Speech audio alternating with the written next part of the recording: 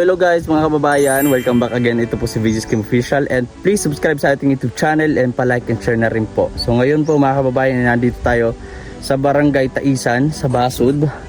So alayo na natin.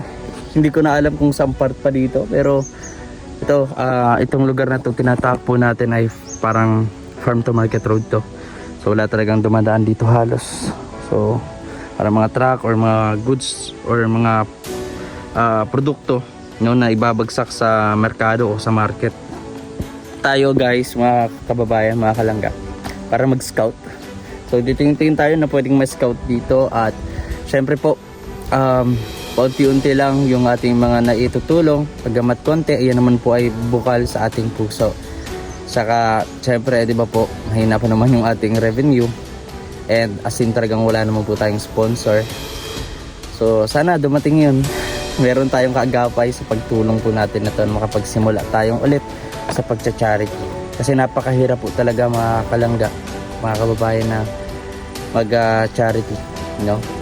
Sa talagang kapag wala kang kaagapay, no? Pero ito talaga, ito na yung pinili natin. Siyempre, kung ano yung kaya lang natin, yun ang bibigay po natin at itutulong. Iba rin po kasi talaga, no? Masarap po kasi pakiramdam kapag tayo ay nakakatulong. Mas maganda po na palagi tayo ay nagbibigay kesa tumatanggap. So tayo na, si Lord na po ang bahala sa atin. So anyway po, ayan, samahan niyo po ako sa pag-i-scout ko. Sana may makita ako rito. Mukhang kung saan ako makakapunta. Kung wala ay may pupuntahan tayo na beneficiary namin, nila Papa ng KSP TV. So kung saan abot itong vlog na to at kung ano yung magiging resulta ng content natin ngayon o thumbnail natin, ayun na po yun. So samahan nyo po ako at don't skip ads po sa ating vlog. Grabe, ang init. Kanina pa po ako umiikot-ikot dito, kanina pa nga mag-alas 10 ng umaga. So scout po kami ng grupo sa ibang lugar, tsaka manahin pa dito talaga matutulungan.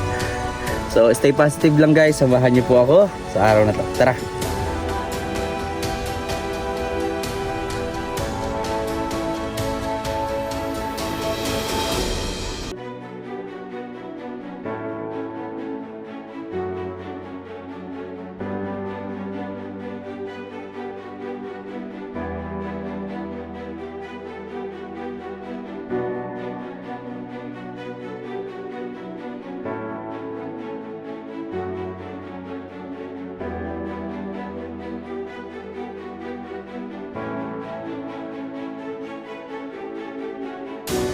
Mga kababayan, mga kalangga, at dahil nag-scout din tayo sa lugar na to, napadaan na din tayo dito sa bahay nila Nanay Mirna at tamang-tama may itatanong din po ako sa kanya na seryosong usapan. So bisitahin natin siya ngayon, alas 5 na po ng gabi, ng hapon. Tao po! Tao po! Kita natin si Nanay Mirna. Tao po! Kaya po pala si Nanay Mir. Magandang hapon po. Magandang hapon. Kilala niyo po, baka nakalimutan niyo po ako ulit. Sino po ako? Sige. Baka nakalimutan na naman po ni Nanay. Ay, ako lang po kasi nag-ihanap-hanap rin po ako ng mga pwedeng matulungan po dito sa lugar niyo. Eh, napabisita na rin ako ngayong hapon. Kumusta naman po kayo? Ba't hapon na ang ano mo? Kaya nga po, inabot na ako ng hapon. Kaka-ikot-ikot. na mga pwedeng Kumusta naman? Ay, meron po kayong Morning Star. Oo, bago-bago ginulong mo ko. Kakagising nyo lang po ba? Natulog po ba kayo hapon? Galing ako doon sa looban. Sa looban Oo, po. doon ako ano tawag dito? Doon ako kumain ng tanghali. Kaya po pala. Tapos nakita kita mo, parang may niluto ka po. Ano pong niluto niyo po ngayong paggabihan po? Nagsaing ako konti na tapos nagluluto ako, nagpiprito ako ng kikiyam. Ay, yun po ulam niyo po. Oo, ito ulam ko. Alam na kasi ako po yung budget, kaya ako Saktong-sakto, no? Wala lang ang ko, wala nang... Di ba pupunta si Papa?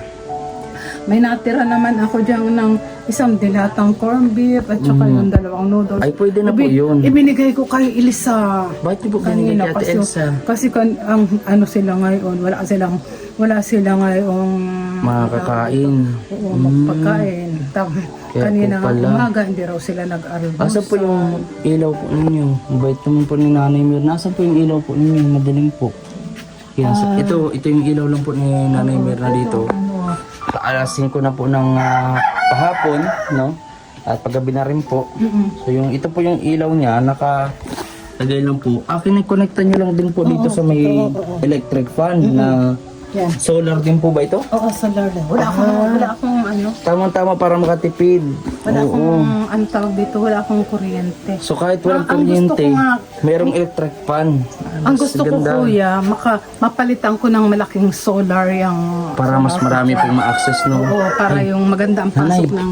teka, nagluluto ka na po ba? Baka matutong yung niluluto niyo po. Baka para maganda ang pasok ng... Ayun po. Na, ilaw. opo, tamang-tama yung mga kalangga. Mas maganda po yan talaga para hindi na problema po si Nanay Mirna na patungkol sa kuryente.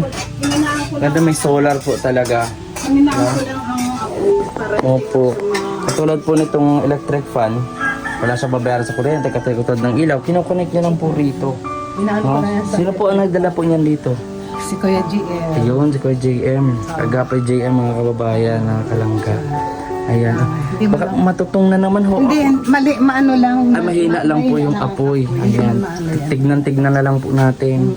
No, yung pagkain po pala na dinala-dala namin dito nung karaan, di ba? Ay, yung ano noon, binigay daw po kay Ate Elsa kasi wala nga daw pong makain. Tawawa naman. Grabe, napakabait ni Kanina Nanay ng Mirna. tanghali, alas 12 na, wala pa silang sinaing. Sabi ko, Wala tara, pang bigas. tara sa bahay. Sabi, binigyan ko siya dito ng bigas. Pasain nila, sinaing kaninang tanghali hanggang mamayang gabi yun. Yung pala yung mga kalangga, mga kababayan, no?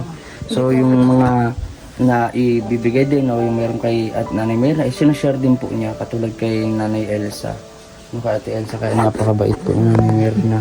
Kaya marami pong blessing ang darating sa inyo. And sa pamagitan itong vlog na to, I'm sure, for sure, may blessing na darating sa iyo. Iyon lang yun po. At talagang wala na daw pong budget. Nagpipray ako kay Lord. Always God's provide, no? God will provide.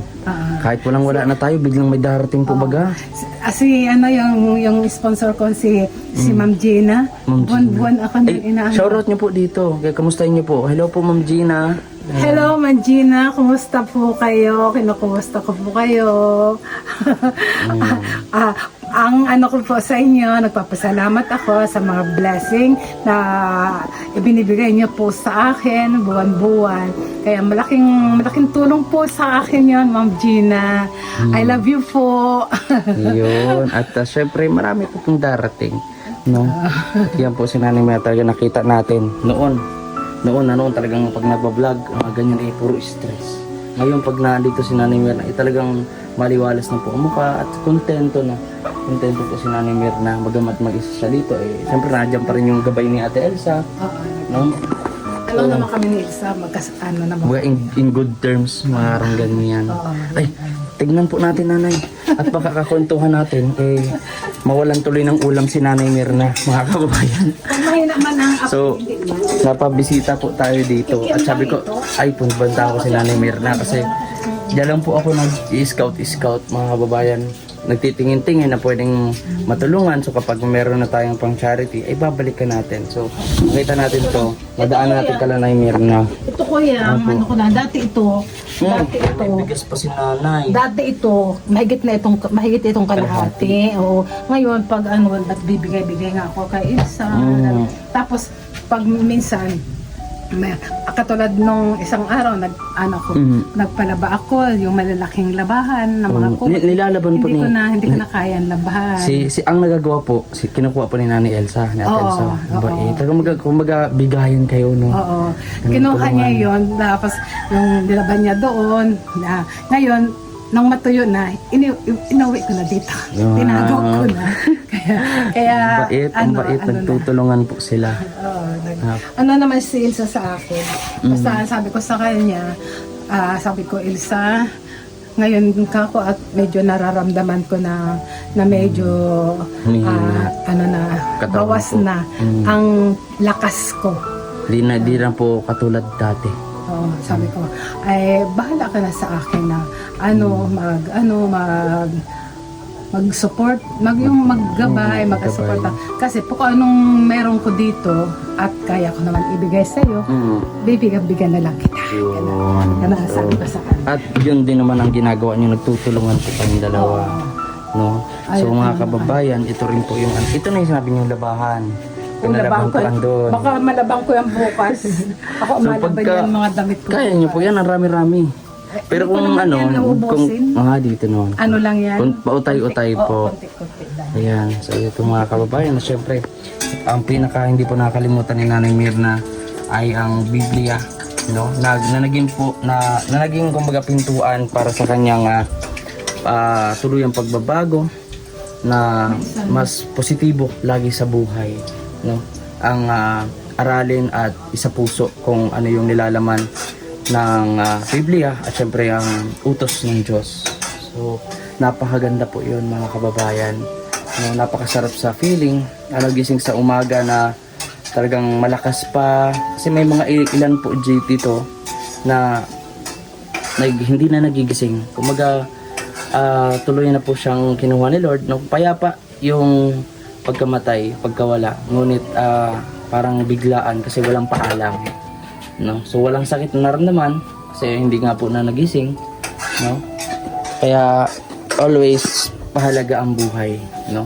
Na-experience ko na po 'yun, no, na nagkameron ng depression, ganyan. So mahirap po talaga rin na i-judge yung mga ganong experiences, no? Pero napagtatagumpayan pa rin, isa sa ano pa rin, kumbaga naisasalba pa rin talaga sa pagka ganyan, si Lord lang talagang kailangan natin para maklear yung utak natin, mind natin na hindi makapag-isip ng negatibo, diba? So ito po yung kakainin po ni Nanay Mirna ngayon. Ulam ko. Ayan, Kikiam. kikiam po. Yan po ang ulamin ni Nanay Mirna ngayon. Ngayong gabi. Ano nga, wala na akong ano. Dito rin po, ayan. Baka kuya, kaya may ano ka Upo ka dyan, muna po. pambili ko man lang ng ulam. Sige po, bibigyan po kita. Wala akong ano eh. Oo. Ito lang. Ng ano, bagamat konti lang po, pero yun naman po ay bukal sa puso. Oo, okay. Opo, para pang gastusin po hanggang bukas. Malay nyo po, may biyayang dumating. No, ay madagdagan pang bili-bili ng ulam baga po, Nanay. Yung ulam lang naman ang ano ko, At ang least may kailangan bigas kong, na. ano, ay bili. Pero sa bigas wala akong problema. Marami akong bigas. Meron pa ako dyan bigas sa Ay, grabe. Yan ang importante. Di ba, aling kumaga, mahirap maghanap ng bigas kaysa sa ulam. Ang ulam, Meron ko yan. anytime kahit anong. ano, Sige po. Ano po yung papakita mo? Madilim po dyan, madilim. Ito ko yan. Ay, Ay, hindi yan man po. hindi dumaano ng video ng Oo po, ay di mo. ito at saka ito. Puro bigas. Oo, puro bigas yan. Ayan. Walang problema sa bigas. Yun, doon talaga sa ulam. Ulam ang lang talaga ang problema ko sa bigas. Wala akong problema. Ganun. Pero sabi ko, inaantay ko nga kuya ngayong June. Baka mag-pay out kami kasi yung talagang gipit ako ngayon, wala talagang pambili-bili ng tinapay, ulam. Yung sa bigas okay lang, wala akong sa ulam. Talagang meron akong sa bigas meron. Sa sa gatas meron din. Yun lang talaga pang ulam-ulam sa araw-araw. Kaya yan Ito po, kikiam po ang ulam ni Nanay Mirna ngayong gabihan. Ito ang ulam ko. Nagluto na rin po siya ng isang yan po yun, isang litro Ano po, lang ito, 1 cup ng bigas. Konti lang kuya yan. Sapat po para sa gabihan kasi mag-isa Konti lang naman po si kuya, Nanay. sinabi yan.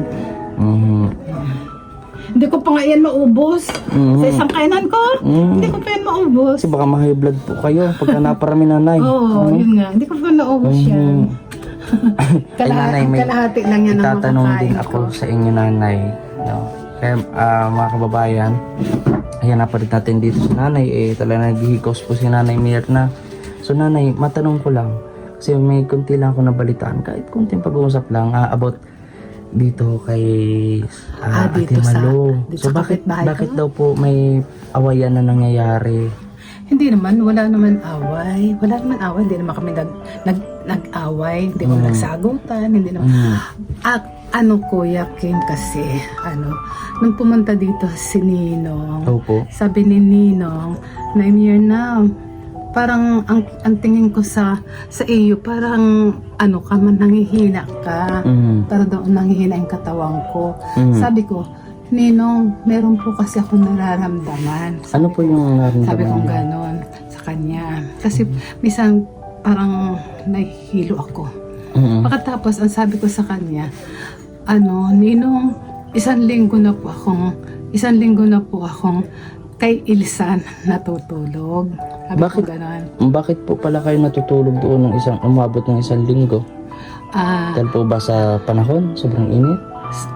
Siguro, isa rin yun, yung sobrang init. Tapos sabi ko, hindi po ako dito makatulog. Sabi ko ganun kanina, hindi po ako dito makatulog kasi ang ingay nila. Ano po yung... Pabulong pa nga yung pag-ano ko kay Nino. Kasi kako, ang ingay nila, nagbibidyo okay, nag-iirinuman. Kasama po ba si Ate Malu? Oo, kaya sabi ni Ninong, Hindi mo po ata nag-iinom si Ate Malu. umiinom ba si Ate Malu? Sabi ko, opo. Nakita niyo po ng dalawang mata ninyo. Tapos Wala po itong halong paninira, kung di katotohanan po. Totohanan. Walang paghahanap. Nandito lang ako, kapitbahay ko. Walang pangninira yan. So, ano po yan? Parang sunod-sunod na gabi. Tapos sabi ko, nung yung asawa din niya, yung lalaki, nainom din yan. Di ba galing po yun sa stroke? Tapos yung may madating na mga kaibigan, nag-iinuman sila. Kasi nung nakarang araw, nag-birthday yung anak niyang panganay na babae, nag-iinuman. Nag-birthday ng ganitong oras, na sila, nagbibidyo okay na sila. Tapos hanggang gabi. Hanggang gabi. Hanggang na yan? Mga 11. Po? Mga 11. So, ang curfew ng ganyan ay alas 10 lang po, di ba? Tapos pagka-umaga, nag-iinuman ulit. Nandiyan ako, nakita ko, minamarasdan ko lang sila. Nandiyan, puro sila babae. Puro babae. Nung gabi, may mga lalaki, may babae. Pero nung pinakaumagahan, mga babae na lang. Inuman. So, inabot ng umaga? O ng inabot ko ng umaga, mga alauna, mga ganyan, alas 2. Yung sa gabi, yung mga babae pong natira. nag-inuman yung mga babae. Yung mga babae nag-iinuman sa umaga. Sa umaga. Pero meron nung gabi, nung birthday nga nung anak ni Marilo, nag-iinuman na sila. Pag birthday may babae, may lalaki. Tapos nagbibigay nasundan pa po ba yun ng ilang araw? Tapos nasundan pa ulit yun. Ano po.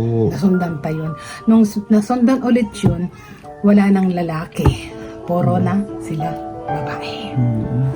So ano po yung ginawa nyo? Kinausap nyo ba? Wala naman. Si Ate Wala. Hindi ako nagmamasid lang ako. Hindi nyo po siya kinausap? Hindi. Doon na lang kayo natutulog? At sinabi nyo po kay Papa na sinabi ko kayo. isang linggo na kayo? Sabi ko kay Ninong, huwag nyo na pong sabihin. Para hindi na, kumbaga, lumala. Oo. Tapos nung time na pumunta dyan si Ninong, binidyo si Marilo, napanood ko sa video, sinabi ni Ninong. Sinabi niya yun. Tapos ano man po sinabi niya, Ate Malu? Sinabi si Ninong na, Ate Malu, ipangako mo sa akin, huwag mong aawayin si Nanay Mirna. Ipangako mo sa akin, hindi mo aawayin si Nanay Mirna. Yun nga, sinabi nga niya yun na, kaya niya siya, hindi natutulog pala dito dahil ang ingay-ingay niyo daw. Nakiinuman daw kayo, ganon. Nagbibidyo okay kayo.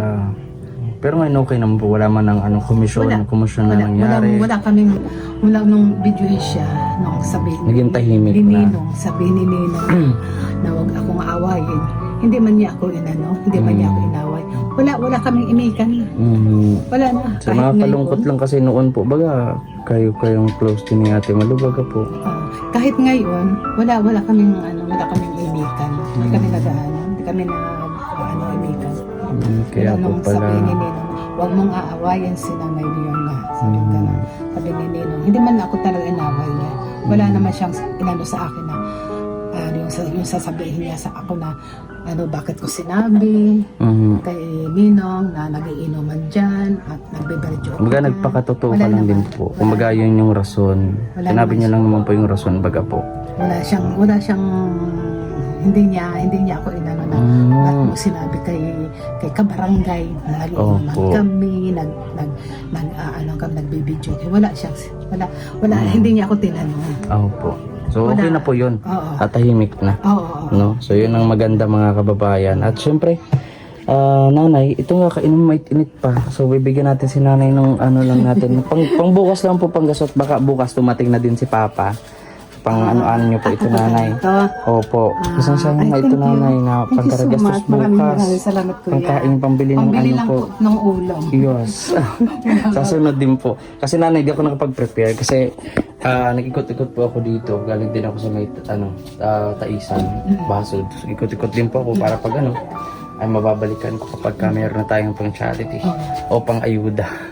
So nanay, magkain ka na po dyan ha. Mamaya pa at maaga pang Gabihan. Sige Mamaya po. Basta nakahanda na yan Handa dyan. na. Oo. Opo. Na ako na. Ayan, Kain na ako. Mga alas 7, nakain na ako niyan. Mamaya-maya, pag nakakain na ako, papahinga-pahinga ako, higa na ako. Dito ako kuya natutulog. Sa ganito po. Mainit kasi po dito. Oo, mainit masyado sa Kasi tignan kwarto. nyo naman po. Ganyan. Ang init masyado sa kwarto. Ka dito ako natutulog. Mabuti nakakaunat po kayo dyan. Parang di ata kayo. Nakakaunat naman. Nakaunat Ilalagay po. ko yung mga upuan. Ganun Nakakaunat lang. dyan. Tapos nilalagay dyan sa may gilid ng Kakaunat naman ako. Dito. So, sige po nanay at pupunta na rin po ako. Maghapon po akong nasa labas. Opo. Mag-ingat po kay Thank nanay you. ha at sa lahat po. Thank you. Yan. Opo nanay. Ingat po. Ingat po kayo palagi. Sige na po. Asan na yung motor mo? Ay dyan po. Kamotor lang gamit ko. Si JM, pag napunta din sa akin, hinahatid ko yun. Ay nahatid. Oo, Talagang hinahatid ko. Kahit si masigasig Kuya si Mark. nanay meron Kahit na. si Kuya Mark, hinahatid ko yun dito. Sige po nanay at pupunta na rin po ako. At ayan po, napadaalaw lang tayo dito. Thank you so much. Sige po. Bye po nanay. Bye po. Bye-bye. I love you.